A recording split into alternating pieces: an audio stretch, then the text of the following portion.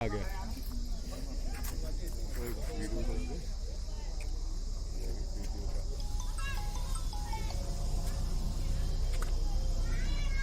देश को आजाद करने में अपने प्राणों की आहुति दी है। निश्चित तौर पर आज हम जब आजादी का अमृत महोत्सव मना रहे हैं तो निश्चित मैं ये कह सकता हूं कि आपके बिना ये आजादी मिलना, आपके जो लोग थे जिन्होंने स्वतंत्रता संग्राम की लड़ाई लड़ी, भारत को आजाद करने की लड़ाई लड़ी, मैं समझता हूं कि आपके लोगों के बिना ये संभव नहीं था। इसके लिए मैं आप सबका दिल की गहराई से धन्यवाद देना चाहता हूं।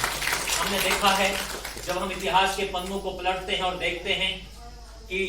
जब इस तरीके से को छोड़ दिया, अपने बच्चों को छोड़ दिया, सब कुछ त्याग कर अगर सर्वप्रथम किसी चीज को देखा तो ये देखा कि हमारा देश आजाद होना चाहिए। जो देश सोने की चिड़िया कहा जाता था, और उन लोगों ने यह सपना लिया कि हमारा देश पुनः सोने की चिड़िया को कैसे स्थापित करा पाए, और हमारे जो अंग्रेज हैं जिन्होंने इस भारत पर आक्रमण करके यहाँ राज कर रहे हैं, इनको कैसे भगाया जाए। तो निश्चित तौर पर हमारे जो यहाँ के वीर जवान सपूत हैं, उन्होंने जिस तरीके से प्रण लेकर दिव्य निश्चय लेकर काम किया, इसके लिए मैं उन सबको श्रद्धांजलि देना चाहता हूं।